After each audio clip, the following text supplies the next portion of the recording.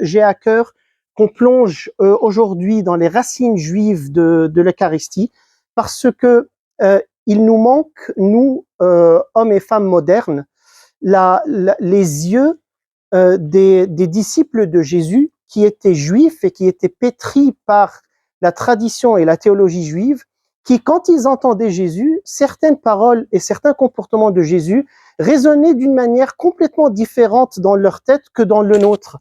Et il y a des comportements de Jésus qui, nous, en les voyant, on se dit ouais, c'est sympa. Pour eux, c'était presque scandaleux, c'était une révolution.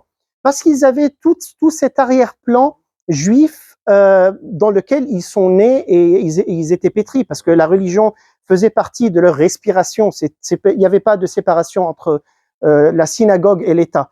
Voilà. Et donc, voilà, ils étaient profondément pétris par ça. Alors, la première question, avant. Ce que je vais vous raconter aujourd'hui, je le dois en une bonne partie aux travaux de cet exégète important américain qui s'appelle Brent Petrie, qui a écrit un livre qui s'appelle Jesus and the Jewish Roots of the Eucharist, donc Jésus et les racines juives de l'Eucharistie. Mais comme il n'a pas été traduit en français, et comme il est parsemé de perles, et c'est très très beau, c'est un spécialiste du judaïsme du temps de Jésus. Voilà. Donc je me suis dit, je vais le vulgariser, le rendre, voilà, le simplifier.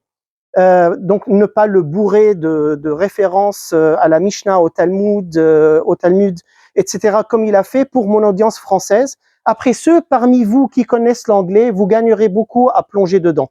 Donc n'hésitez pas à l'épuiser, parce qu'il est bourré de références, et des références très solides, qui vont supporter, qui vont être la base de ce que je vais vous raconter. Bien sûr, il y a aussi ma petite sauce que je ne peux pas m'empêcher d'ajouter. Mais il faut voilà, donner du crédit à cette personne qui a de très beaux travaux.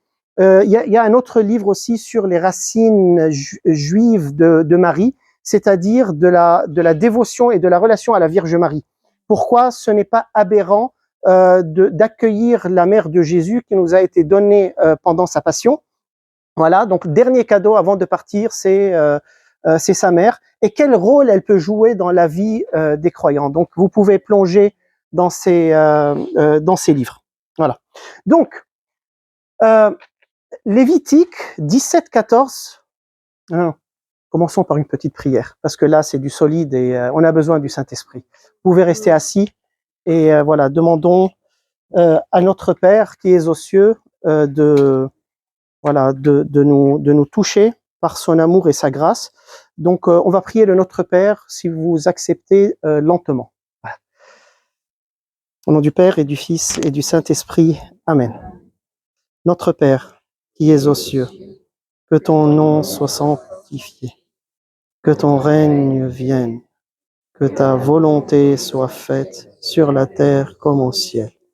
Donne-nous aujourd'hui notre pain de ce jour. Pardonne-nous nos offenses, comme nous pardonnons aussi à ceux qui nous ont offensés. Et ne nous laisse pas entrer en tentation, mais délivre-nous du mal. Amen. Voilà. Bon, Lévitique. Car la vie de toute chair, c'est son sang. Lévitique, c'est l'Ancien Testament. Et j'ai dit aux Israélites, c'est Dieu qui parle, vous ne mangerez du sang d'aucune chair, car la vie de toute chair, c'est son sang, et quiconque en mangera sera supprimé. Avec ça en tête, on a du mal à comprendre comment il a été facile, ou au moins pas extrêmement difficile, au groupe des disciples de Jésus d'accepter le fait de manger son corps et de boire son sang. Il a fait un peu scandale, mais quand même l'idée est passée. Et comment on sait qu'elle est passée? On voit par exemple Saint Paul qui était un docteur de la loi, donc c'était quelqu'un, un connaisseur, qui dit sans beaucoup de difficulté, il semblerait, la coupe de bénédiction que nous bénissons n'est-elle pas communion au sang du Christ? Le pain que nous rompons n'est-il pas communion au corps du Christ? Et donc pour lui, c'est comme si c'était, ouais, c'est normal, c'est naturel, voilà. on mange son corps, on boit son sang, et tout va bien. Alors qu'on avait Lévitique avant, qui disait à quel point c'était interdit. Donc il y avait une prohibition très claire donnée par Dieu. Alors la question qui se pose, c'est est-ce qu'il y avait dans la théologie et la tradition juive quelque chose qui aurait pu préparer les Juifs du temps de Jésus, ses disciples, à accepter et à avoir du sens dans l'Eucharistie, à se dire bah, finalement c'est pas aussi absurde que ça. Oui, et c'est le but de notre rencontre. Donc commençons ensemble par nous poser la question suivante. Quel était l'espoir juif du temps de Jésus? Les Juifs du temps de Jésus attendaient quoi au juste? Voilà. Mais la version en général qu'on entend, c'est qu'ils attendaient un Messie politique qui viendrait couper la tête aux Romains et restituer le royaume d'Israël et tout le faste et la puissance d'Israël. C'est vrai en partie, c'était les zélotes qui principalement portaient cet agenda, cette attente. Mais le reste du peuple d'Israël avait une autre attente. Ok? Donc, c'était l'attente que le Dieu d'Israël sauve un jour son peuple de la même manière qu'il l'avait sauvé des siècles auparavant, à l'époque de Moïse, à l'époque du premier Exode. C'était l'espoir qu'à l'aube de l'ère du salut, Dieu récapitulerait les éléments qui s'étaient déroulés lors de la fuite d'Égypte. Donc ils attendaient un nouvel Exode. Pas forcément une révolution militaire. Selon les Écritures juives, le premier Exode d'Égypte s'est achevé lorsque Josué a finalement conduit les 12 tribus de la terre promise, dans la terre promise. Néanmoins, les prophètes de l'Ancien Testament ont également prédit que Dieu provoquerait un jour un nouvel Exode. Les éléments essentiels de ce nouvel Exode peuvent être résumés par 4 éléments clés. Donc les Juifs s'attendaient à la venue d'un nouveau Moïse, la conclusion d'une nouvelle alliance autre que l'alliance du Sinaï, et plus importante, la construction d'un nouveau temple et le voyage vers une nouvelle terre promise. Alors, d'où ont-ils apporté toute cette attente? Ils l'ont apporté des sources suivantes. Je les mets pas toutes, mais quelques-unes. Le nouveau Moïse. Ben, Moïse lui-même, en fait, a parlé d'un nouveau Moïse à attendre. Dans Deutéronome 18:15, c'est un prophète comme moi que le Seigneur ton Dieu te suscitera du milieu de toi, d'entre tes frères, c'est lui que vous écouterez. Donc déjà, dans Exode, Moïse leur avait dit, il y a quelqu'un qui va venir, écoutez-le. Et donc qui est dans une position plus importante que Moïse. Dans la tradition juive ultérieure, ces mots ont été interprétés comme une prophétie du Messie, loin, le Mashiach, qui serait un nouveau Moïse. Comme Moïse avant lui, le Messie serait un jour envoyé en Israël à une époque de grands besoins afin de le délivrer de l'esclavage. Et dans le bouquin, si vous allez lire, ils mettent beaucoup de personnages historiques qui ont essayé de prendre cette identité au temps de Jésus, avant Jésus et même en son temps, cette identité du nouveau Moïse, et qui ont été tués par les Romains, qui ont été et qui se sont avérés menteurs, parce que un de ces charlatans a même emmené les gens au Jourdain pour qu'ils l'ouvrent, voilà, comme Moïse a ouvert la mer, etc. Et ça n'a pas marché. Donc pour vous dire que cette attente, elle était bien présente dans le peuple juif. C'est pour cela que beaucoup de gens ont joué ce jeu du nouveau Moïse qui allait venir. Donc ce n'est pas une invention, c'était vraiment une attente présente chez les Juifs du temps de Jésus. Mais Jésus est le nouveau Moïse. Il est le vrai nouveau Moïse, si j'ose. Comment Jésus commence-t-il son ministère public? En allant dans le désert et en jeûnant pendant 40 jours. Tout comme Moïse avait jeûné 40 jours et 40 nuits dans le désert au sommet du mont Sinaï. Voilà. Parce que les 40 jours que nous jeûnons, on les jeûne à l'exemple de Jésus qui a jeûné 40 jours, mais aussi, lui, il a jeûné à l'exemple de Moïse qui a jeûné 40 jours au mont Sinaï. Donc voilà, il y a un parallèle. Les parallèles sont très très nombreux. J'en ai choisi un tout petit peu. Après, si vous voulez voir tous les parallèles possibles et imaginables, lisez le bouquin. Dans l'évangile de Jean, Jésus transforme l'eau en vin comme le premier des signes, Jean 2, 1, 11, Cana. Tout comme Moïse avait transformé l'eau en sang comme l'un des premiers signes contre Pharaon lors de l'exode d'Égypte. Donc il y a une transformation de liquide dans les deux cas. Naturellement, chacun a une dimension différente. La transformation de l'eau en vin a une dimension est chargée de sens matrimonial très profond. Voilà, alors que ce n'est pas le cas dans l'histoire de Moïse. Alors, je ne vais pas m'attarder sur ça parce qu'après, je finis pas ce que je dois vous dire, mais seulement pour vous dire que le vin pour voir le vin pour le mariage, c'était le rôle de qui? De l'époux. De l'époux. Et donc, quand la Vierge Marie, une juive, dit à son fils, un juif, ils n'ont pas de vin, donc, pourvoie du vin, elle est en train de lui dire, prends la place de l'époux. Et c'est là où on comprend un peu,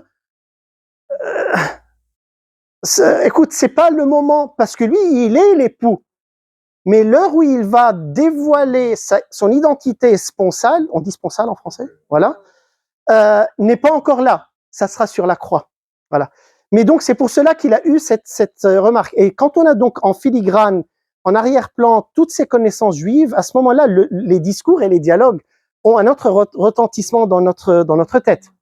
Donc voilà, il a transformé l'eau en vin. Après, la nouvelle alliance, d'où vient cette attente d'une nouvelle alliance que devrait apporter le Messie? Donc là, c'est Jérémie 31, de 31 à 35. Voici venir des jours, donc là, je lis des prophéties de l'Ancien Testament qui ont donné cette attente aux Juifs d'un nouvel exode, nouvelle alliance, nouveau temple, etc. Voici venir des jours, oracle de Yahvé, où je conclurai avec la maison d'Israël et la maison de Juda une alliance nouvelle. Non pas comme l'alliance que j'ai conclue avec leur père, le jour où je les ai pris par la main pour les faire sortir du pays d'Égypte, mon alliance qu'eux-mêmes ont rompue, bien que je fusse leur maître, oracle de Yahvé. Mais voici l'alliance que je conclurai avec la maison d'Israël après ces jours-là, oracle de Yahvé, je mettrai ma loi au fond de leur être et je l'écrirai sur leur cœur. Alors je serai leur Dieu et ils seront mon peuple. Donc là, il y a une promesse d'une nouvelle alliance. Celle de l'alliance du Sinaï, c'est qu'est-ce qui en est sorti? Voilà, les 10 commandements. Voilà. Donc les tables de la loi. Donc là, on aura une alliance qui est plus importante. Voilà. Comment Jésus termine-t-il son ministère public? Au Cénacle, la nuit précédant sa mort, il prend une coupe de vin et dit: cette coupe qui est versée pour vous est la nouvelle alliance en mon sang. Donc c'est ce qu'on va vivre le jeudi saint, qui est la nouvelle alliance par le sang du Fils, qui prend la place de l'autre alliance. Mais ça ne veut pas dire qu'elle abolit la première, mais elle l'élève. Parce que la première, elle était d'une profondeur incroyable. Après avoir fait l'alliance sur le Sinaï, Dieu a fait un banquet nuptial avec son peuple et il l'a dit à travers les prophètes: je suis votre époux. Et il attendait du peuple d'Israël de se comporter comme l'épouse. Et c'est pour cela que à maintes reprises, la trahison d'Israël, les prophètes en parlaient en termes d'adultère. Voilà. Donc Dieu, il est très sérieux dans sa relation avec nous. On est dans une logique d'un Dieu qu'on va découvrir après être trinitaire.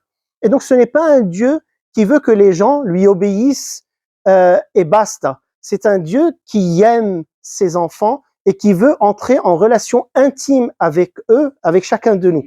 Donc c'est la logique de l'amour, mais qui est déjà présente dans l'Ancien Testament. Et ça, c'est très important à savoir, parce qu'il y a parfois une opposition entre le Dieu de l'Ancien Testament, qui est un fou furieux, et puis le Dieu sympa du Nouveau Testament. C'est le même gars, okay, dans les deux cas. Donc voilà, il est important d'avoir ça en tête. Voilà. Donc la nouvelle alliance. Après, il y a une prophétie d'un nouveau temple. D'où vient cette prophétie? Le prophète Michée déclare que dans les derniers temps, Dieu établira la montagne de la maison de l'Éternel, c'est-à-dire le mont du temple, comme la plus haute des montagnes de la terre. Donc là, on voit qu'il y a une vision d'un temple qui est différent, qui est plus haut que tous les autres. Isaïe parle d'un jour prochain où Dieu glorifiera son temple, de sorte qu'il deviendra une maison de prière pour tous les peuples.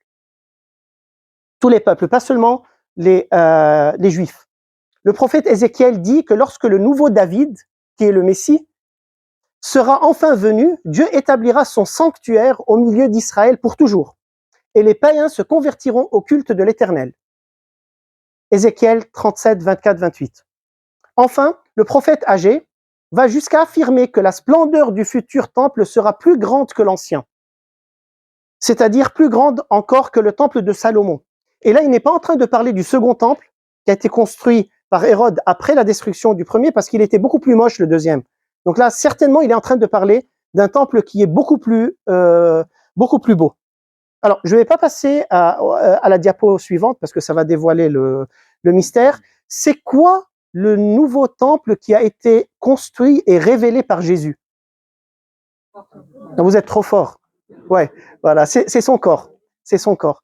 Donc, et en fait, Jésus nous a expliqué que tous les temples, donc la tente de l'Alliance, le temple de Salomon, etc., n'étaient que des figures, des préfigurations du vrai temple, du vrai lieu de l'habitation de la divinité, qui est son corps.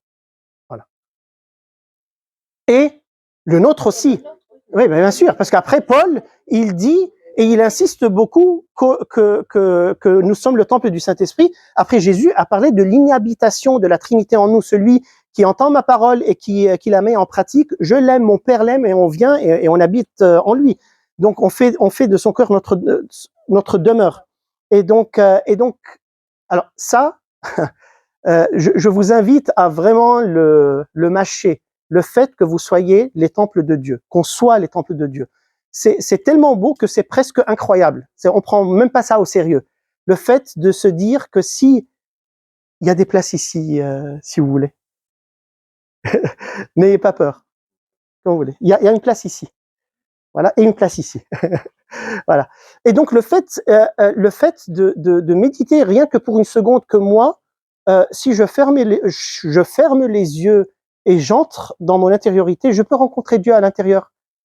Mais pas dans une logique panthéiste. Je suis une parcelle du divin et je suis tout puissant, endormi. Non, non, non. Je suis une créature mortelle et pécheresse. Mais Dieu se plaît à habiter en moi. Voilà. Très bien. Donc, voilà. Jésus leur répondit, détruisez ce temple et en 3 jours je le relèverai.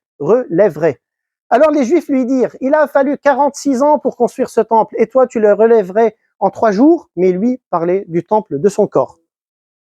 Plus explicite que ça, il n'y a pas. Bien. Après, la nouvelle terre promise. Cet espoir d'un nouvel exode, d'un rassemblement du peuple dispersé de Dieu, se retrouve tout au long des pages de l'écriture juive.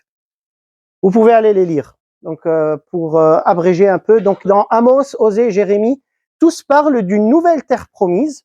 Le livre d'Isaïe décrit à plusieurs reprises le nouvel exode en termes de voyage du peuple de Dieu vers une nouvelle Jérusalem.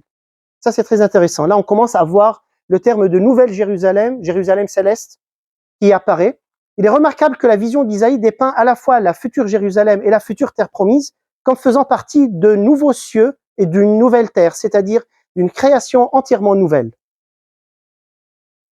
Où est-ce que Jésus nous a montré un exode, un départ pour une terre nouvelle?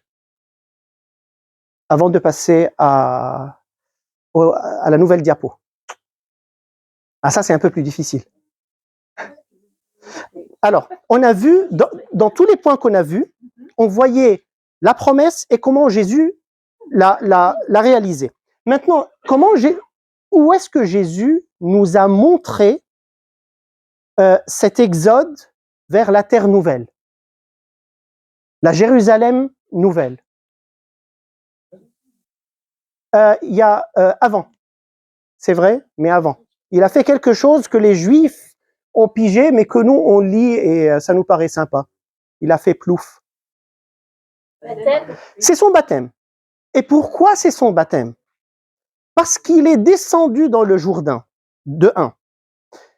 quand est-ce qu'était la dernière fois où quelqu'un est descendu dans le Jourdain et c'était grandiose? Est-ce que vous vous rappelez? Exactement. Josué avec les 12 tribus ont porté l'arche de l'Alliance, et quand ils ont voulu traverser le fleuve, le Jourdain, qu'est-ce qui s'est passé? Le fleuve s'est ouvert, comme la mer. Et ils l'ont traversé sur la terre sèche. Sèche ou sec? Sèche, voilà. Sur la terre sèche. Et donc là, Jésus, il est descendu dans le Jourdain, mais quelque chose s'est ouvert, et pas le Jourdain, c'est le ciel. Parce que le fait même de dire le ciel s'est ouvert, parce que si on n'a pas ça en arrière-plan, quand quelqu'un nous dit le ciel est ouvert, mais ça veut dire quoi? Tu regardes et il y a un portail qui donne sur la dimension X, c'est rien, c'est le ciel. Mais le fait de dire que le ciel s'est ouvert, parce que c'est là la terre promise. Et donc sa descente dans le Jourdain, c'est le début d'un exode vers la Jérusalem céleste, qui est la vraie terre promise. Voilà.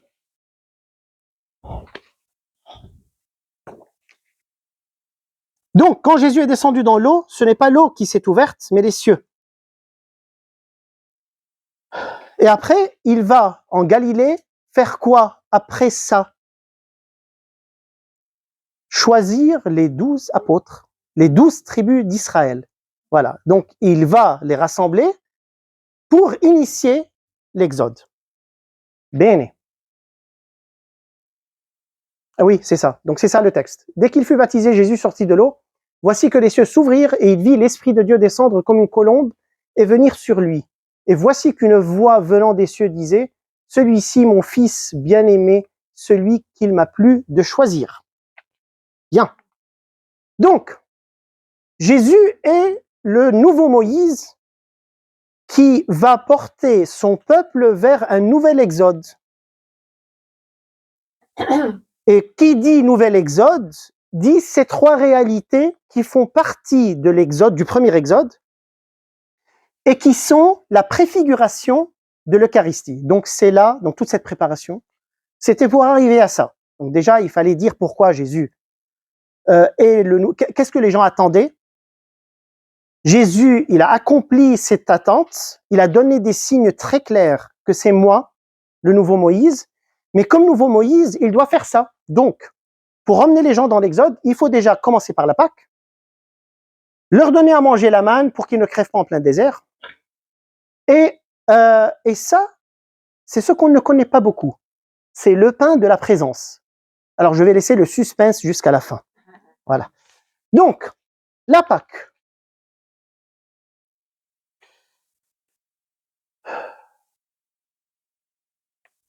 Non, pas encore.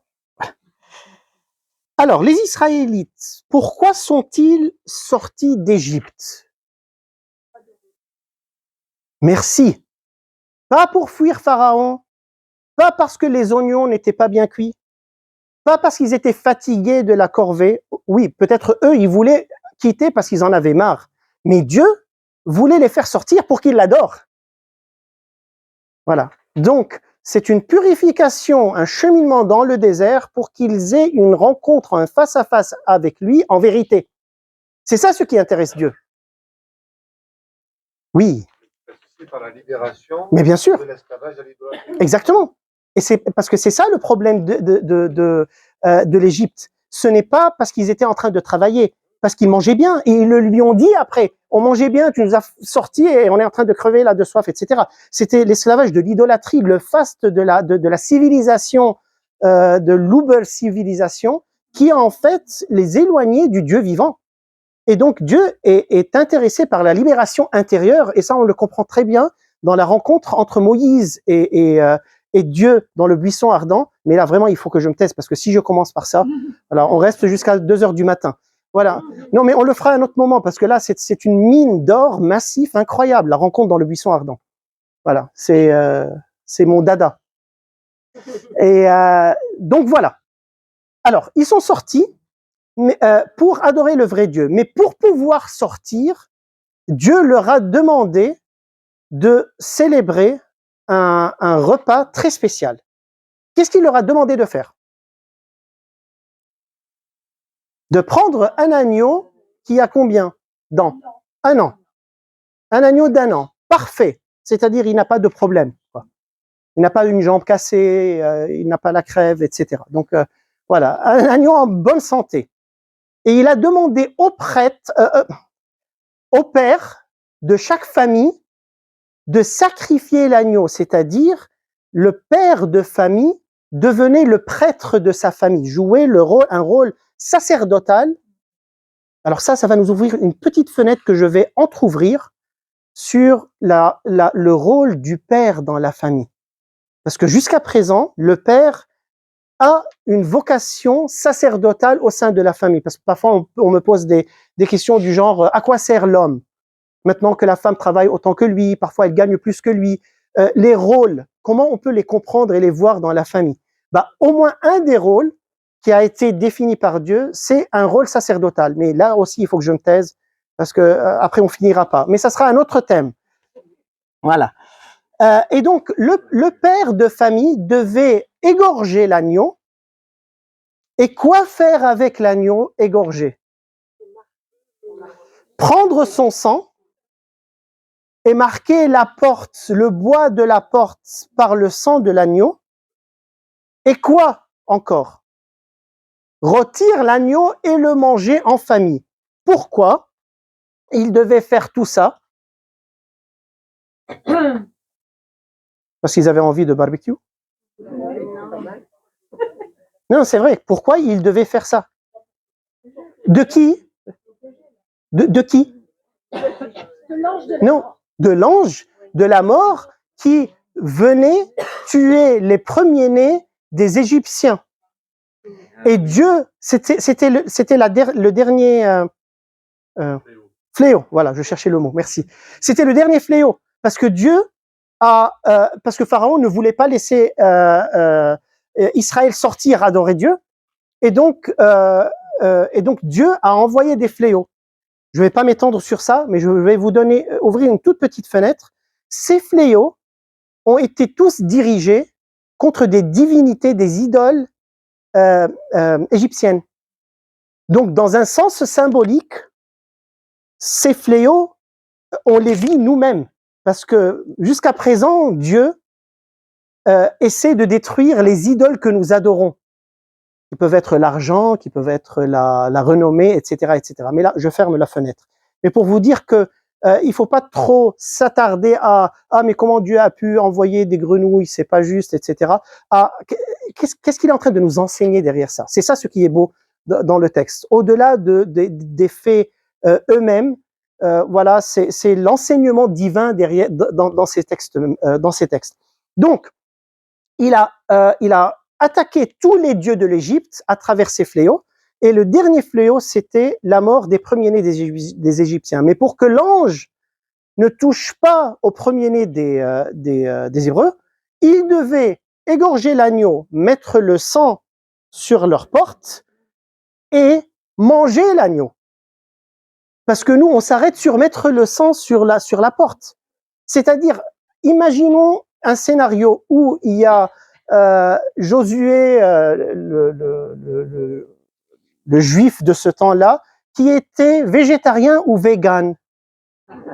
Et il a décidé d'égorger l'agneau, de mettre le sang et d'aller chez les voisins qui sont des carnivores convaincus, leur dire, écoutez, nous, la viande, on la mange pas, donc le steak, je vous le donne, on a quand même le sang.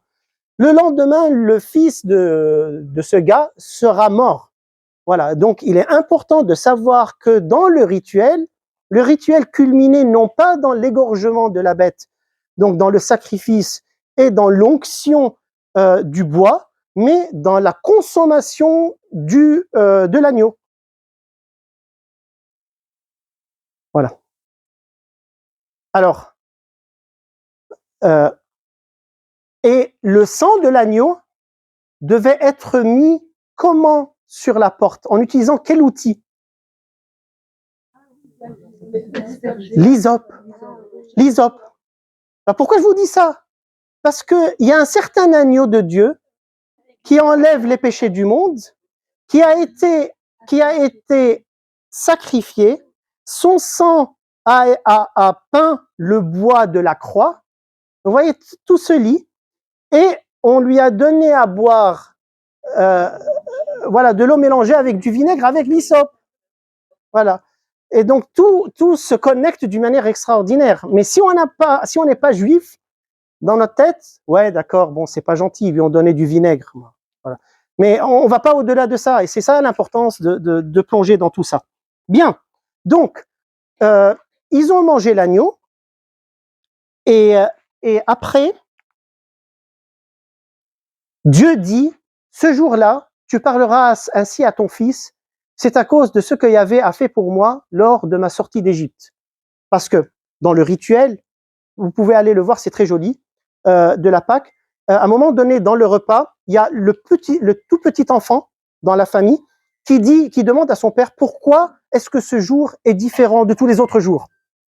Et là, le père doit répondre, ce jour-là, c'est à cause de ce que Yahvé a fait pour moi lors de ma sortie d'Égypte.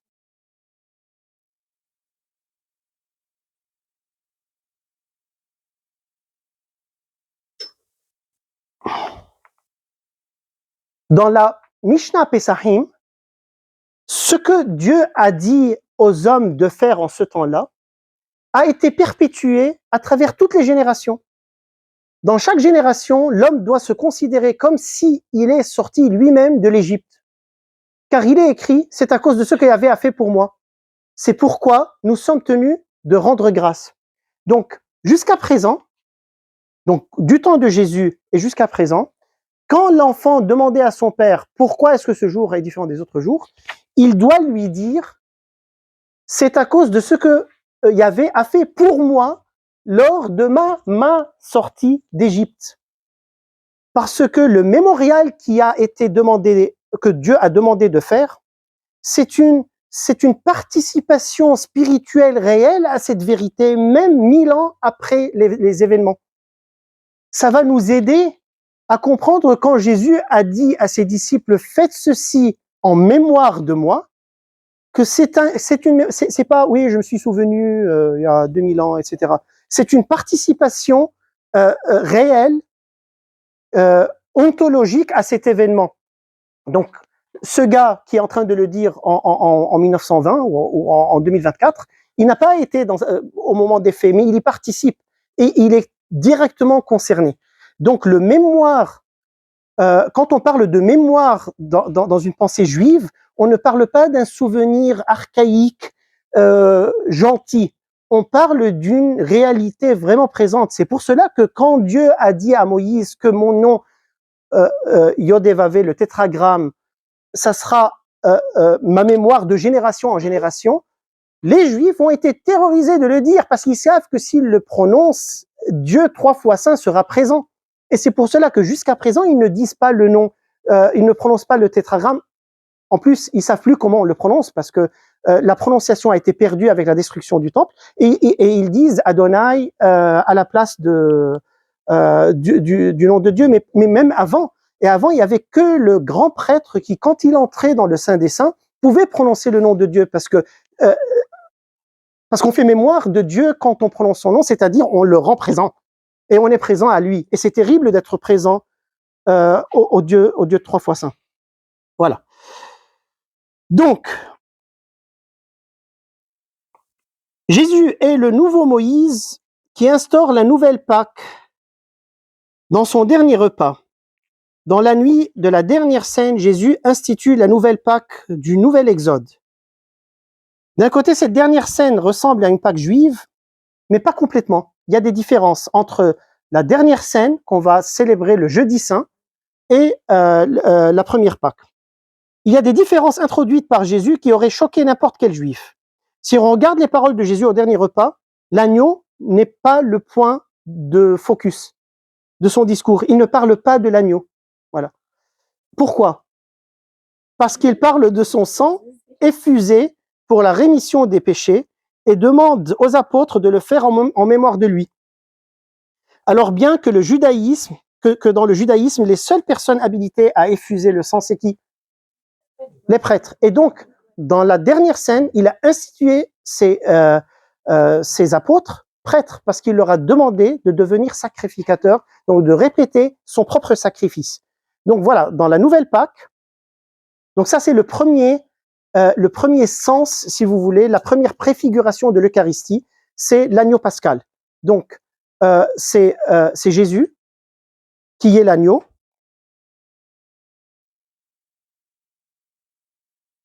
Et au lieu du sacrifice de l'agneau, il y a son sacrifice à lui et l'effusion de son sang, parce que l'alliance se faisait avec le sang.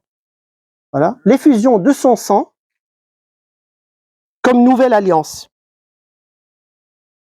Donc, dans cette scène, il y a 3 éléments. Il y a 2 nouveaux prêtres, qui sont ses disciples, un nouvel agneau, qui est le premier à prophétiser la venue de l'agneau. Pardon? Abraham, oui, Abraham. Quand est-ce qu'il a prophétisé la venue de l'agneau?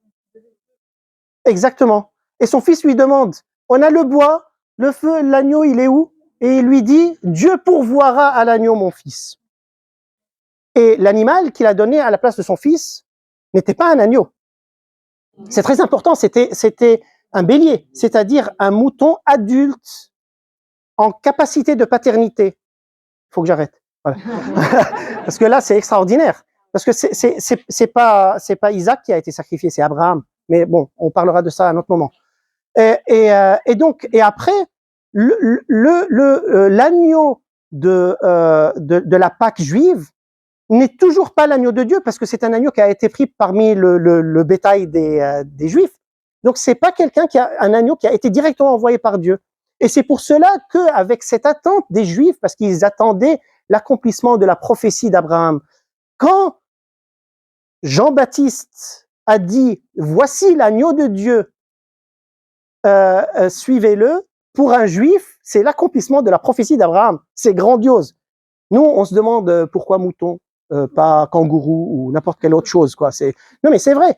Et c'est très important d'entrer dans cette vision des choses pour que les choses aient du sens. Donc, un nouvel agneau et un nouveau sacrifice qui est son sacrifice, mais en même temps qui est représenté par des éléments qui sont quoi? Oui, mais représentés par quoi? Par le pain et le vin. Voilà. Alors, pourquoi a-t-il choisi pour l'actualisation et la perpétuation, c'est français, perpétuation, le fait de pouvoir perpétuer, continuer ce sacrifice, pourquoi a-t-il choisi le pain et le vin? Mais pourquoi le pain? Pourquoi pas un morceau de viande? Ça aurait du sens, quoi. Un bon steak, bien cuit. C'est pas dégoûtant, voilà, on va pas l'apporter vivant. Et voilà, le steak du Christ ou Alors, il y a un rapport avec la manne. Il y a aussi quelque chose d'intéressant, le moment où Jésus a dit « Ce n'est pas seulement de pain que vit l'homme, mais de chaque parole qui sort de la bouche de Dieu. » Et dans les enseignements de Jésus, il y a eu des travaux très intéressants faits sur le symbolisme dans la Bible, dans les travaux de Jean-François Froger. Là, c'est un Français, vous n'avez pas à vous casser la tête avec l'anglais. Donc, il y a un lien important. Donc, qu'est-ce que symbolise le pain? En fait, il symbolise la parole humaine, parce que c'est le produit d'une culture humaine. Et donc, le Verbe divin, en changeant le pain en sa présence réelle, il divinise la parole humaine en parole divine. Voilà. Et donc, d'où l'importance du choix du pain et pas de n'importe quel autre produit. Voilà. Qui pourrait être peut-être plus intéressant parce que plus proche de l'animal, mais c'est la dimension symbolique et à travers la transformation du pain et du vin en corps et sang du Christ, il y a le programme de divinisation de l'être humain, en fait. Donc, mais bon, là aussi, il ne faut pas trop s'étendre pour continuer avec nos moutons. Voilà, donc voilà, on a ces trois éléments. Tout ça nous ramène à notre première question. Comment ça a été relativement facile aux Juifs du temps de Jésus d'accepter l'idée de la présence réelle ou de l'Eucharistie? Bah déjà, ça c'est le premier point parce que c'était l'attente, en fait, l'accomplissement de la nouvelle Pâque. Donc ça c'est le premier point. Maintenant, la manne. Donc la manne, c'est la deuxième préfiguration de l'Eucharistie. Donc on a dit il y a trois éléments. Ça, c'est le deuxième élément.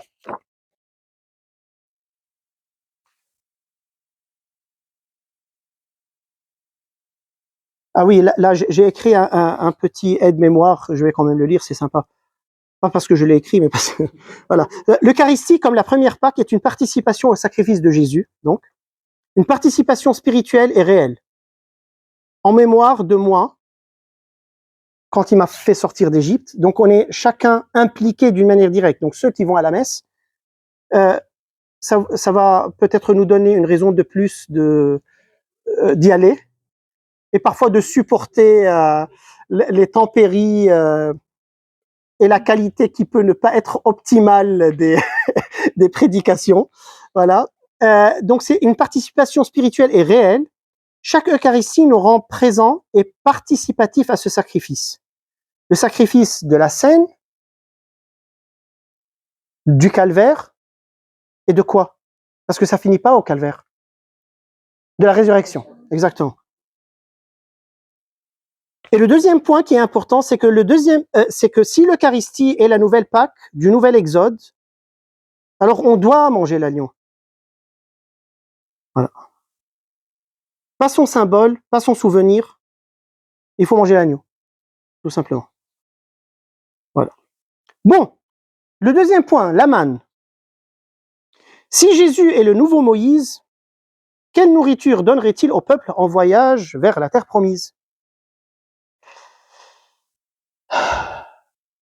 Alors, ils sont sortis d'Égypte, ils se sont réjouis, Myriam et Moïse ont chanté, ont fait tralala. Mais ensuite, dans Exode chapitre 16, à peine ils sont libérés de l'Égypte par Dieu et délivrés de l'emprise de Pharaon, ils commencent à se plaindre. Quand je suis arrivé, on m'a dit, écoute, on te prévient, les Français se plaignent beaucoup. Ben, vous avez des racines juives, voilà. Vous êtes le peuple élu. Voilà. Donc, mes amis, donc ils se plaignent. Tu ne nous as pas sortis de l'Égypte pour nous sauver, mais pour nous tuer. Ils veulent retourner en Égypte car ils sont sortis de l'Égypte, mais l'Égypte n'est pas sortie d'eux. Voilà. Ils l'ont toujours porté en eux, l'Égypte. Non, non, non, on veut revenir. Il y avait des marmites d'oignons et de viande, c'était bien. Là, en plein désert, on crève. Et donc, ils crièrent pour de la nourriture et le Seigneur, au lieu de les punir, qu'est-ce qu'il fait? Ben, il leur donne à manger. Voilà, c'est un père. Il aime ses enfants. Exode 16, 1, 8. Le 15e jour du 2e mois après leur sortie du pays d'Égypte, dans le désert, toute la communauté des fils d'Israël murmura contre Moïse et Aaron. Les fils d'Israël leur dirent, « Ah, si nous étions morts de la main du Seigneur au pays d'Égypte, quand nous étions assis près du chaudron de viande, quand nous mangions du pain à satiété. » Moi, j'ai joué ce rôle beaucoup. Vous pouvez pas imaginer à quel point je râle à chaque fois qu'il me lance dans une nouvelle aventure.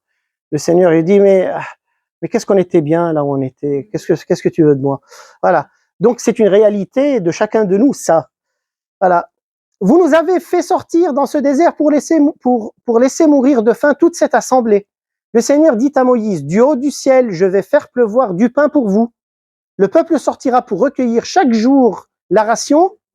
Ah, donne-nous aujourd'hui notre pain quotidien. Voilà. Moïse dit, Yahvé vous donnera ce soir de la viande à manger. Ça, on l'oublie. Il y avait du steak. Et au matin, du pain à satiété. Ah, c'est cool, ça. Donc, et la viande, c'était des cailles. Voilà. Donc, il mangeait du méchoui le soir, donc de la grillade. Et méchoui, c'est libanais. Et le matin, il mangeait la manne. Alors, qu'est-ce que la manne, mes amis? Manhu. Qu'est-ce que c'est? Parce que c'était complètement bizarre. Voilà, quelque chose qui est comme des galettes de miel, on va le voir, et qu'ils ne pouvaient que manger la quantité qui leur est nécessaire le jour même. Parce qu'il y en a quelques malins qui ont voulu en faire des réservoirs de main, ça pourrissait. Voilà, ça pourrissait. Et Dieu leur a dit, non, le pain quotidien. Voilà. Et c'est très intéressant tout ça. Et donc, voilà. Donc, il leur envoyait du pain du ciel et de la viande du ciel. Donc, et la viande, c'est intéressant, cette partie charnelle, voilà, ouais, animale. Bon. Une autre caractéristique de la manne, elle a le goût d'une galette de miel. La maison d'Israël donna à cela le nom de manne, parce que c'était complètement nouveau pour eux, céleste, étrange, c'était blanc, et cela avait le goût de galette au miel. Pourquoi ont-ils eu le désir, le besoin de nous dire que ça goûtait comme du miel? Oui, parce que la promesse de Dieu à son peuple, c'est que je vais vous emmener dans un pays où coulera le miel, le lait et le miel. Et donc, le goût de miel, c'est une promesse, un engagement de Dieu, un avant-goût de la terre promise. Pour nous dire, je suis avec toi, n'aie pas peur, même si tu es dans le désert, on va y arriver, et preuve en est, goûte ça. Voilà. Et c'est la présence, la douce présence de Dieu dans notre vie, maintenant, chaque jour, parce que nous, on est dans l'exode, on va y arriver. Là, je fais des petites fuites, mais je ne peux pas me retenir trop. Voilà, on est en plein désert. Et si on n'est pas conscient qu'on est en plein désert, c'est qu'on est vraiment... voilà, il y a un problème. Voilà, on est encore dans l'Égypte.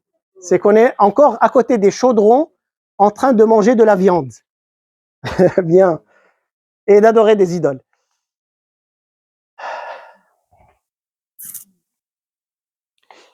Donc, les Juifs ont su la réponse à cette question, manhu.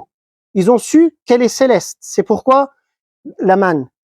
Ils n'en ont pas seulement mangé tous les jours, mais ils en ont pris et ils l'ont mise dans une urne d'or et ils l'ont placée où? Dans l'arche d'alliance. Parce que figurez-vous que dans l'arche d'alliance, il y avait une urne d'or. Elle était en or sous ordre de Dieu. C'est intéressant ça. Et dans cette urne, il y avait de la manne, mais qui ne pourrissait pas. Parce qu'elle n'était pas à consommer, elle était là, présente dans l'arche de l'alliance. Voilà.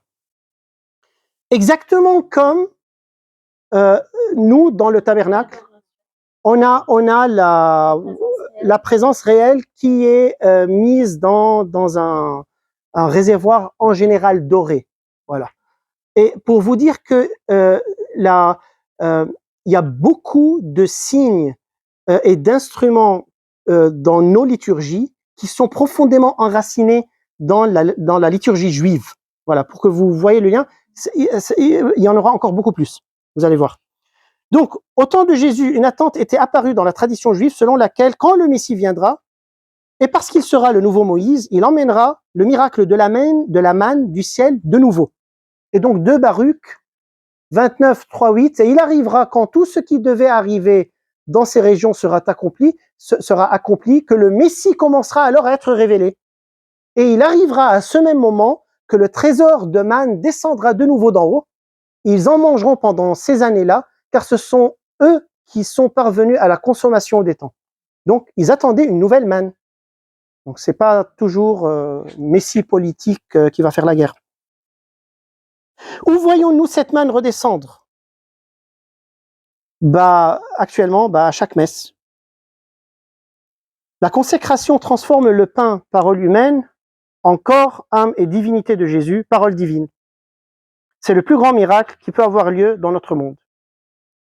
Et on peut, devant ce bout de pain céleste, nous poser cette même question, manhu. C'est quoi ça? C'est très bizarre. Tu te mets devant une biscotte et on te dit c'est Dieu. là, vraiment, c'est le même étonnement, comme si ça descendait du ciel.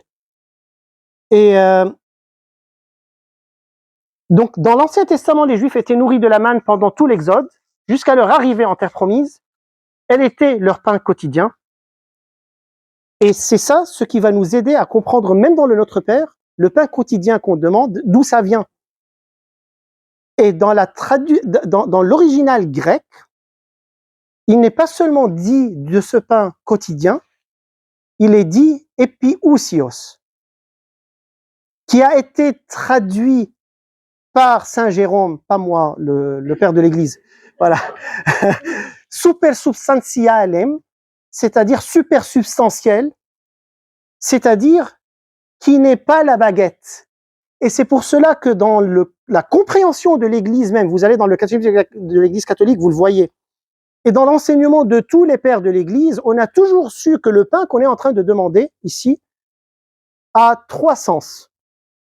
Donc quand vous dites notre Père et cieux, hein, donne-nous aujourd'hui notre pain quotidien, en Orient, on dit donne-nous aujourd'hui notre pain supersubstantiel, dans certaines églises orientales.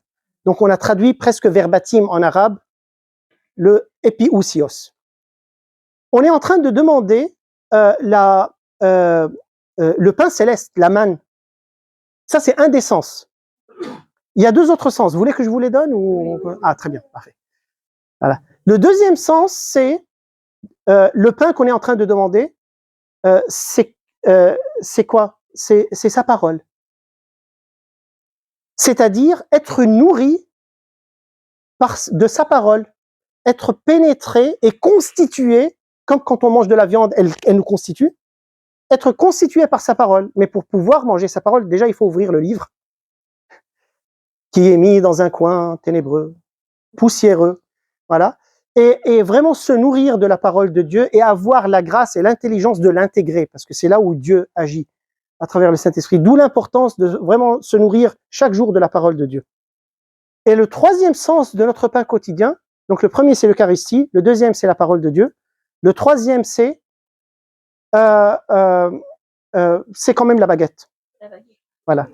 C'est cette certitude que il va pourvoir, pourvu qu'on demande son royaume et sa justice. Vous vous rappelez? Demandez le royaume de Dieu et sa justice, et tout le reste vous sera donné en surabondance.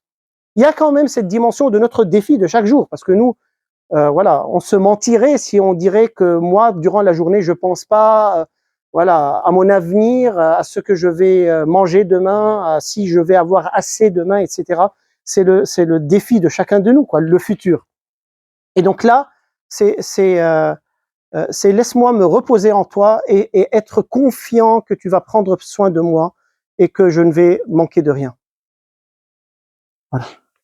Et sa volonté, c'est très bien vu. Ça peut, ça va découler de cette, de chercher le royaume de Dieu et sa justice. Voilà.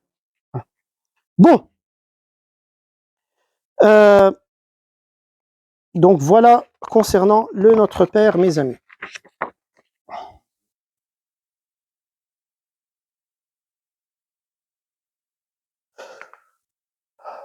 Là, Jésus enfonce le clou une fois pour toutes. Jean 6, 49, 51. Vos pères dans le désert ont mangé la manne et sont morts. Ce pain est celui, et il parle de lui, celui qui descend du ciel pour qu'on le mange et ne meure pas. Je suis le pain vivant, descendu du ciel. Qui mangera ce pain vivra à jamais. Et même le pain que je donnerai, c'est ma chair pour la vie du monde. Après ce discours, il a fait un scandale pas possible. Les 12 se sont cassés. Il s'est retourné, les 72 se sont cassés. Il se retournait vers les 12 et il leur a dit quoi? Non les gars, attendez, vous m'avez mal compris. Non, non, non. Et vous voulez pas partir avec eux? Voilà. Et il continue avec cette parole incroyable. C'est donc pour vous une cause de scandale, mes petits. Et si vous voyez le Fils de l'homme monter là où il était auparavant?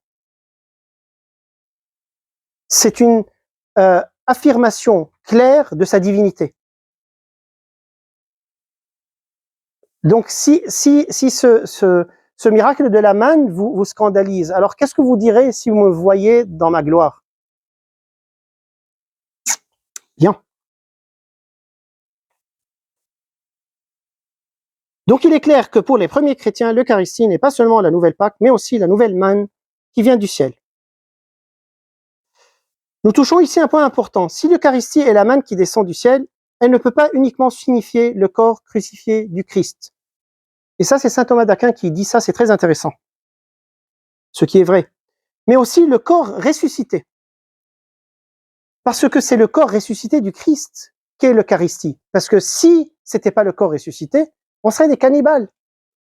Parce que c'est la résurrection, la transformation du corps du Christ en corps glorieux qui l'a rendu communicable. Voilà. Et donc, dans la messe, on a l'agneau, devant nous, on a la manne, mais la manne, c'est pas seulement le fruit du sacrifice, tout court, c'est l'accomplissement de tout le sacrifice du Christ qui culmine dans la résurrection. Donc, notre salut est couronné, quand on va le célébrer bientôt, le vivre bientôt, dans la résurrection, et pas seulement le vendredi saint, dans sa mort sur la croix. Parce qu'il y a sa mort sur la croix le vendredi saint, et après, qu'est-ce qu'il y a avant la résurrection? Quelque chose de très important. La descente aux enfers. Et Saint Pierre dit quelque chose de très bizarre. Il dit que le Fils de l'homme est descendu aux enfers pour prêcher la bonne nouvelle aux morts. Il avait à faire, quoi. Il n'a pas perdu de temps. Bien. Et ça, c'est un autre chapitre. Donc, maintenant, la troisième image, mes amis. Ah oui, j'ai oublié de mettre le titre. Le titre, c'est « Le pain de la présence ».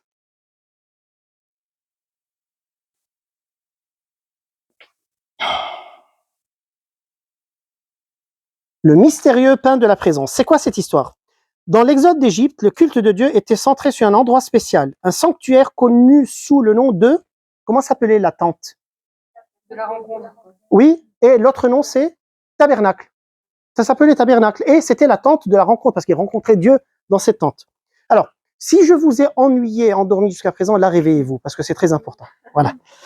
Donc, sous le nom de tabernacle, le temple portable, une tente. Et ce que beaucoup de chrétiens ne connaissent pas nécessairement, c'est ce qui était à l'intérieur du tabernacle. Et l'une des choses les plus importantes qui se trouvait dans le tabernacle a été le pain de la présence. Lahem hapanim, ou le pain de la face, parce que présence et face, c'est la même chose. C'est intéressant l'hébreu. Quand on dit face, face. Ouais. Quand on dit face, on dit aussi présence. On est présent quand on voit quelqu'un face à face. Voilà. Donc, Exode 25. Tu feras, donc Dieu a, dans le chapitre 25 d'Exode, a donné en détail à Moïse comment il doit faire tout. La tente, sa dimension, ce qui est à l'intérieur, tout. Et parmi les choses qu'il lui a demandé de faire, c'est une table. Donc voilà, tu feras une table en bois d'acacia. Bon, je passe le reste parce que avec des anneaux, avec. Tu lui feras des plats, des gobelets, des timbales et des bols avec lesquels on versera les libations qui étaient du vin. C'est en or pur que tu les feras. Et tu placeras perpétuellement du pain d'offrande sur la table devant moi. Donc dans la tente, dans le tabernacle, il y avait une table avec du pain. Il y avait 12 pains, voilà, sur cette table. Et c'était le pain de la présence.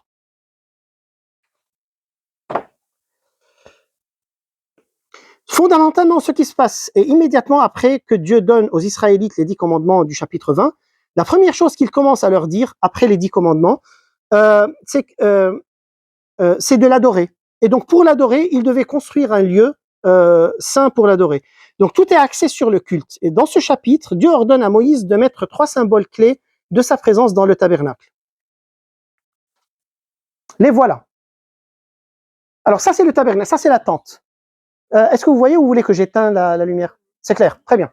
Donc, là, il y a l'arche de l'Alliance, qui est cachée par un voile. Le voile qui s'est déchiré quand Jésus est mort sur la croix. Ah, Après, il y a, voilà, la table de la présence, avec 12 pains qui représentent les 12 tribus d'Israël, et avec du vin. Et là, qu'est-ce qu'il y a? Le chandelier qui s'appelait la menorah. Voilà, la menorah, qui était présent. Et ça, c'est l'autel des encens, de l'encens. Donc, c'est là où on brûlait l'encens. Et donc, ces trois éléments étaient présents. Les 12 pains représentent les tribus d'Israël, les 12 tribus d'Israël. Les pains étaient offerts, donc ça, c'est les détails. Les pains étaient offerts le samedi. Donc, chaque samedi, le vieux pain devait être consommé et un nouveau pain devait être mis. Voilà. C'est un sacrifice perpétuel, parole de Dieu. Donc, il leur a dit, c'est un sacrifice perpétuel. Le pain doit toujours être dans le tabernacle. Et la menorah devait brûler constamment, comme brûle le cierge dans l'église en présence du Saint-Sacrement. Ça vient d'ici, le cierge dans l'église. C'est pour faire joli et allumer. Ça vient d'ici. Donc, la petite bougie qui brûle quand il y a le Saint-Sacrement, c'est la menorah, mais en version plus humble. Voilà. Plus simple. Voilà. Sur la table, il y avait aussi des bols pour les libations. Le liquide d'offrande, c'était le vin. Le pain de la présence veut dire le pain de la face, car présence et face est le même mot en hébreu. Le pain de la face de qui? De la face de Dieu. Et comment on sait ça? Ben, on va y venir. Donc, au temps de Jésus, chaque fois que les Juifs descendaient au temple, quand ils ont pris Jésus, Marie, Joseph, ils ont pris Jésus, ils sont allés au temple. Quand ils allaient à Jérusalem, il y avait une coutume. Tout le peuple allait au temple, ils se réunissaient pour un événement spécial, car à l'heure de la Pâque, les prêtres faisaient quelque chose sans précédent et très intéressant, mais qui ne figure pas dans l'Ancien Testament, mais dans le Talmud. On en parle. Qu'est-ce qu'ils faisaient? Les prêtres entraient pendant la Pâque, ils sortaient un de ces éléments à l'extérieur et ils le montraient aux gens. À votre avis, qu'est-ce qu'ils sortaient de l'intérieur? La menorah, l'arche de l'Alliance ou la table? Ils prenaient la table, ils la sortaient avec les pains dessus, ils la montraient aux gens, et qu'est-ce qu'ils leur disaient?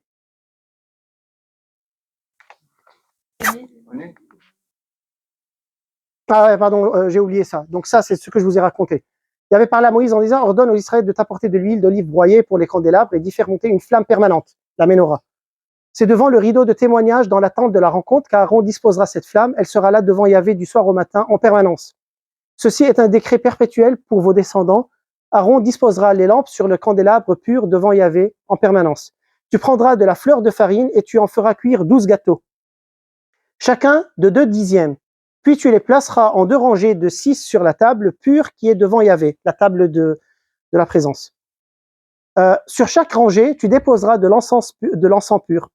Ce sera l'aliment offert en mémorial, un mets pour Yahvé. C'est chaque jour de sabbat. Qu'en permanence, on les disposera devant Yahvé. Les Israélites les fourniront à titre d'alliance perpétuelle. Ils appartiendront à Aaron et à ses fils, qui les mangeront en un lieu sacré, car c'est pour lui une part très sainte d'aimer de Yahvé.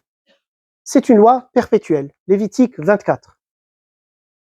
Donc, dans le Talmud babylonien Ménahot, les prêtres avaient l'habitude de soulever la table d'or dans le temple et exposer le pain de la présence à ceux qui sont venus pour les fêter, leur disant « Voici l'amour de Dieu pour vous ». C'est quand même incroyable. Parce que parfois, on peut se dire « Mais cette idée d'exposer le Saint-Sacrement, vraiment, comment elle leur est venue à la tête aux gens? De mettre le truc là, de se mettre debout et de le regarder, de le contempler, de contempler le pain de la face. Bah, ça vient de là, en fait. Ils avaient une intuition que ces pains représentaient la face de Dieu, donc l'amour de Dieu pour nous. Et donc, mais ça, c'est pas dans l'Ancien Testament, je vous dis ça, c'est dans la tradition liturgique juive, autant même de Jésus. Et donc, il leur montrait le pain en leur disant, voici l'amour de Dieu pour vous. Et c'est la seule chose qui sortait du Saint des Saints. Alors, revenons un tout petit peu ici. Qu'est-ce que symbolisent ces trois objets? Après, on parlera du quatrième qui est l'autel de l'encens. Est-ce que ça vous titille la mémoire, quelque chose en vous, d'une manière ou d'une autre? L'arche de l'alliance, invisible, la table du pain, de la présence, et la menorah. Aux 7 flammes, là je vous donne des indices. Exactement. Alors, c'est une préfiguration. La Trinité sera beaucoup plus dévoilée avec le Christ. Mais là, elle y est déjà, comme elle est dans le nom de Dieu, Yod et Vavé, il y a la Trinité. Comme les trois, la visite des 3 hommes à Abraham. Là, on a l'arche de l'alliance invisible qui symbolise le Père, les 7 flammes du Saint-Esprit et la table du pain qui est le Christ, qui est le Fils. Et donc là déjà on a la Trinité codée ou dite en secret, mais vraiment présente. Et l'autel de l'encens, à quoi, qu'est-ce qu'il peut nous inspirer ou qu'est-ce qu'il peut symboliser? Oui, c'est nous. C'est nous. C'est nous présents au milieu de la Trinité, dans un état d'adoration et d'amour, de communion avec eux. C'est l'invitation de la nature humaine à être participante de la nature divine. Voilà. Et c'est pour cela qu'on utilise l'encens dans nos liturgies. Et c'est pour cela qu'on est aussi encensé. Parce qu'on nous encense. C'est une reconnaissance officielle que nous sommes les temples de Dieu. Qu'il y a du divin, qu'il y a Dieu qui habite dans ses enfants. Donc prenez ça au sérieux quand le prêtre vous fait comme ça. Ne soyez pas trop dissipés, il est en train de vous encenser. Bien. Donc voilà.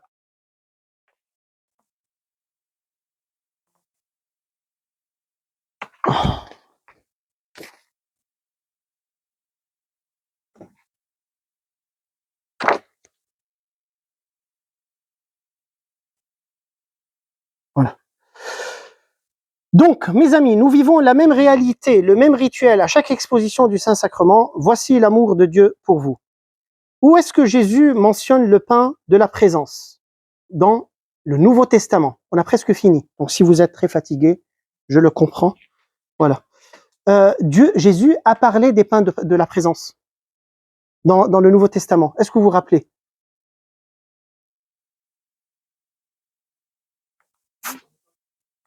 En ce temps-là, Jésus vint à passer un jour de sabbat à travers les moissons.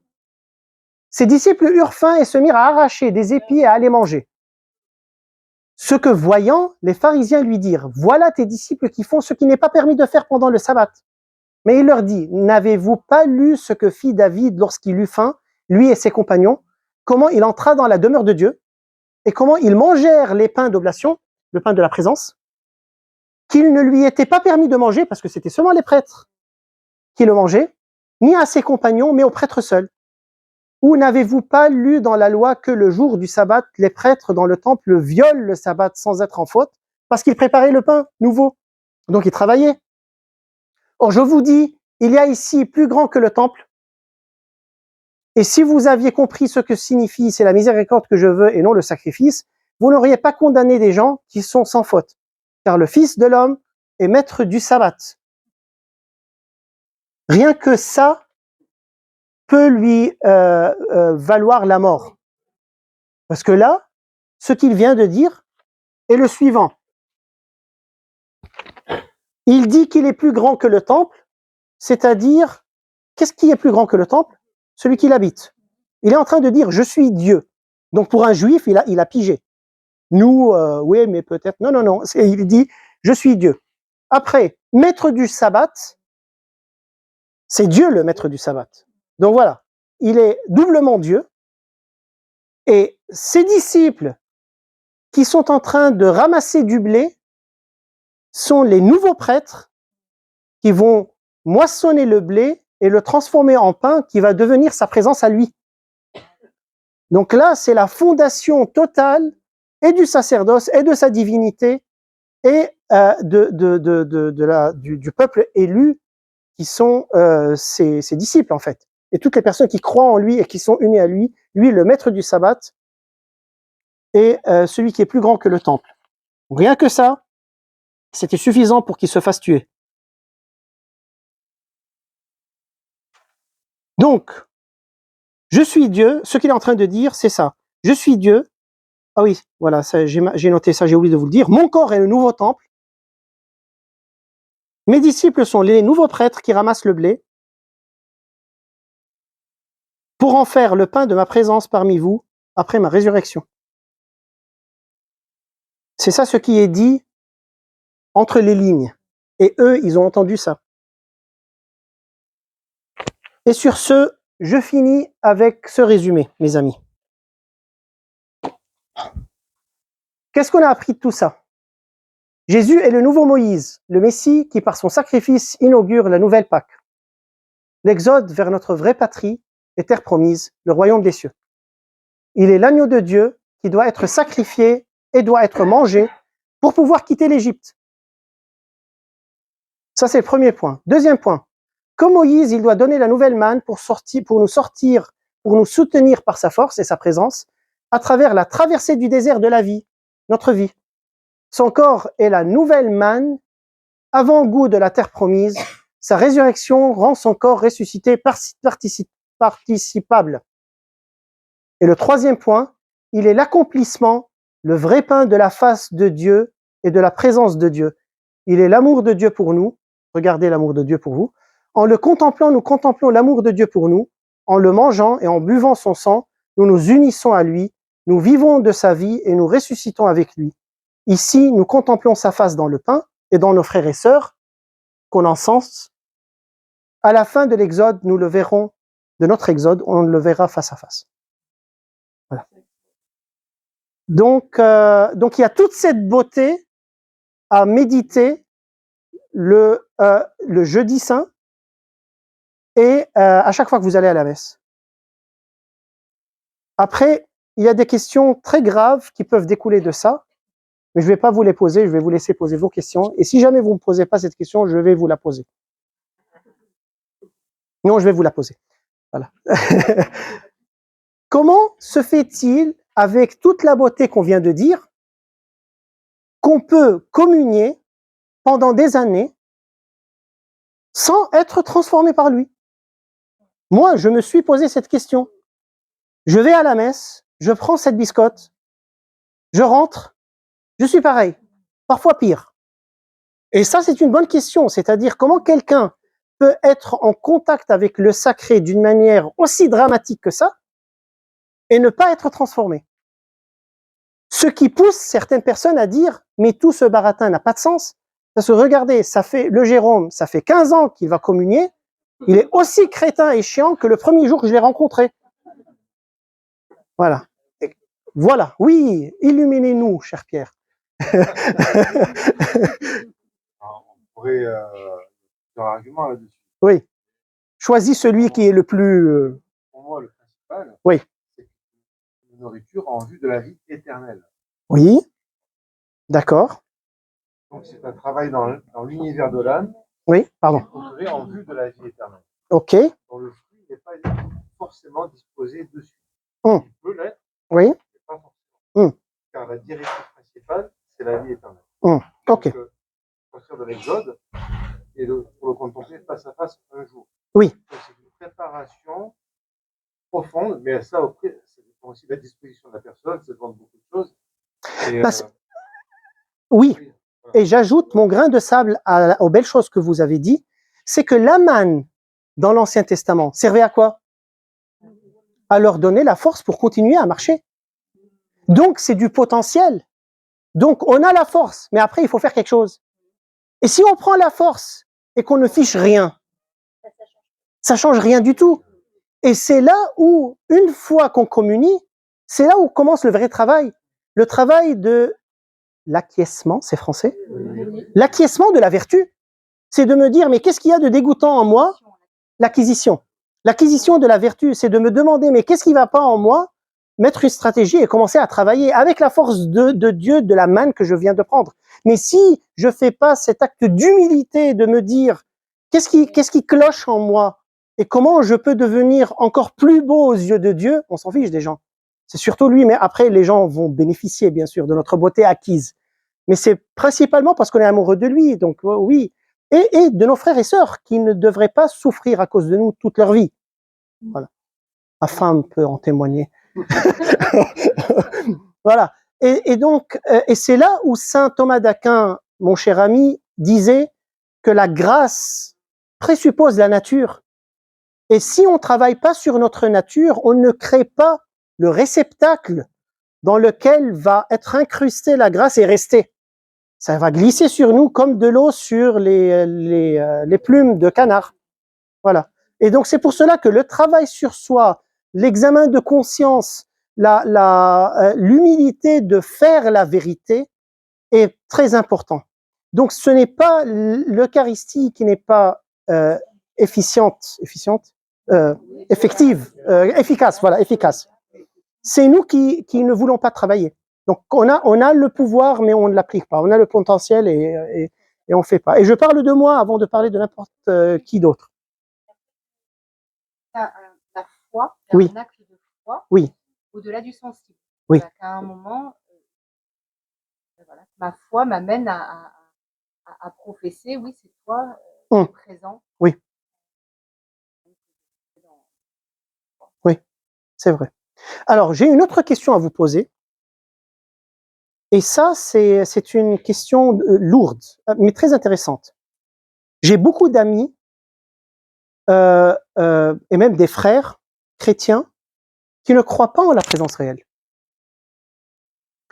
Il y en a qui sont des modèles de vertu.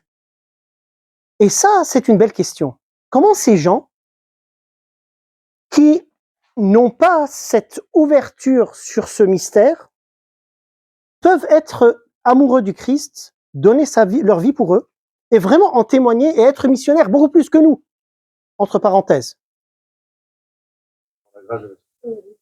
Dans la parole de Dieu, c'est un ensemble. C'est ça. Saint Jérôme, pas moi, l'autre, le père de l'Église, a dit quelque chose de très intéressant, a dit que le Verbe s'est incarné 2 fois. La deuxième fois, il s'est incarné dans le sein de la Vierge Marie, il est devenu homme, mais la première incarnation, c'est quoi? La parole. Et donc, étant donné qu'ils n'ont pas accueilli ça, ils se sont focalisés tout le temps sur la parole de Dieu. Ils la respirent jour et nuit. Et c'est une communion au Christ que de vivre de sa parole. Et c'est ça ce qui fait leur union avec lui, même si elle ne passe pas par un biais sacramentaire. Et c'est pour cela que vous voyez des chrétiens amoureux du Christ, amis du Christ, mais sans passer par l'Eucharistie. Et ça, c'est quelque chose d'intéressant parce que ça nous pousse à nous poser une question importante. Alors, ce que je dis est vraiment, c'est du Jérôme, donc vous pouvez le jeter dans la poubelle si vous n'aimez pas. Mais je considère ces frères qui n'acceptent pas l'Eucharistie dans leur amour avec le Seigneur, dans un état d'amour platonique, donc qui n'est pas incarné à travers les sacrements. C'est pas une critique. Mais nous, notre amour pour le Seigneur peut être un amour seulement rituel, et c'est ça le risque qu'il faut éviter. Mais on peut être dans le rituel sans le rencontrer. Pourquoi? Parce que... Moi, j'allais te dire, il y a des catholiques qui vont communier et qui ne sont pas convaincus de la présence réelle non plus. Ça. Après, il y a des catholiques, ça peut être moi, qui vont communier, mais qui ne savent pas c'est qui vraiment celui auquel ils sont unis. Parce que, comme c'est étrange d'aimer quelqu'un sans jamais l'embrasser, donc incarner notre amour dans un baiser d'amour, c'est aussi très bizarre d'embrasser quelqu'un qu'on ne connaît pas. Vous comprenez? Et donc la connaissance de la parole de Dieu, c'est ça ce qui va nous faire gagner en intimité avec lui. Si une jeune fille vient me donner des bisous et qu'elle ne me connaît pas, c'est quoi cet amour? Peut-être qu'elle est en train de faire une projection d'un certain Jérôme ou d'un certain homme qu'elle a rencontré sur moi. Elle est seulement en train d'utiliser ma joue. C'est-à-dire un vrai amour, et ça c'est saint Thomas qui le dit, saint Thomas d'Aquin, il est enraciné dans une connaissance du bien-aimé. Et la connaissance du bien-aimé ne se fait pas par les sacrements, au moins en premier lieu. Elle se fait par la connaissance de sa parole. Et d'où l'importance de respirer sa parole jour et nuit, d'être habité par elle. Et parce que c'est ça ce qui va transformer, et là j'utilise Saint Paul, donc je suis en train de citer Saint Paul, c'est ça ce qui va transformer notre intelligence, notre pensée et nos désirs en l'intelligence, pensée et désir du Christ. C'est ça ce qui va nous faire sortir d'Égypte. Parce que comment l'Égypte peut rester en nous? Quand on garde et on maintient dans notre tête la logique de l'Égypte. C'est-à-dire quand on n'est pas converti dans nos schémas de pensée et dans nos logiques à la logique et au schéma de pensée de Jésus-Christ. Quand j'attends de trouver ma valeur dans une reconnaissance humaine, que ce soit les diplômes, que ce soit les connaissances, que ce soit l'argent, etc., l'Égypte est toujours ici. Et donc, c'est vivre de la parole de Dieu qui va me libérer, me faire sortir, parce qu'il va installer en moi sa logique à lui, sa vérité à lui. Et donc, notre risque en tant que catholique, c'est de nous limiter au sacrement. Je suis un bon chrétien, je suis pratiquant. Pratiquant, ça veut dire quoi? Tu vas à l'église, tu rencontres quelqu'un que tu connais pas et tu te sens justifié, ça n'a aucun sens. Il faut que tu le rencontres, que tu deviens amoureux de lui et que ton union avec lui se manifeste par des actes de charité, parce que c'est comme ça qu'on sait qu'on a une preuve concrète, tangible, qu'on est vraiment adorateur du vrai Dieu. C'est que son esprit nous meut à donner des fruits réels de charité envers le prochain et de vérité, parce que on sera jugé sur ça, charité et vérité. Bon, je finis avec mes questions. Est-ce que vous avez des questions? Le curé d'Ars dit que nous sentions vraiment que nous communions au corps de Christ. Oui. Et nous mourions d'amour. Oui, oui, c'est vrai. Mais pour mourir d'amour, il faut aussi se donner le temps de découvrir tout ça. Je vous dis pas qu'il faut faire des doctorats en théologie pour l'amour de Dieu. J'ai rencontré des personnes simples qui m'ont fait rougir tellement elles ont une intimité, une connaissance profonde de Dieu. C'est pas les diplômes, c'est cette attention d'un amoureux qui se trouve devant sa bien-aimée ou d'amoureuse qui se trouve devant son bien-aimé et qui lui dit raconte-moi de toi, je veux te connaître encore plus. Voilà, oui. Alors, je monte un peu mieux. Allez-y.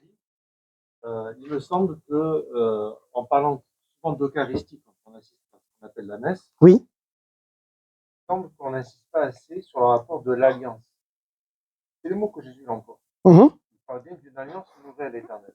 Exactement. L'époux, oui, oui. Si on était davantage conscient, oui. Quand on va à la messe, on va dans un rapport d'alliance. Oui, c'est-à-dire matrimonial. Oui. Donc dans un rapport d'amoureux. Oui. Ça, on n'insiste pas assez dessus. C'est vrai. C'est vrai. Vous avez raison. De la vie éternelle. Vous avez raison. Oui. Ouais. Si on était tous conscients quand on va à la messe le dimanche en semaine de dire je vais dans mon rendez-vous d'alliance, oui. donc d'époux et épouse, d'amoureux, oui. Ça change la chose. Exactement. Exactement. Et c'est ce que je vais expliquer dans cette conférence de vendredi prochain. Voilà. Parce que le sacrifice de la croix, ce sont des noces. Et tous les critères de noces juives s'y appliquent. Incroyable. Ouais. Mais on va laisser le suspense pour après.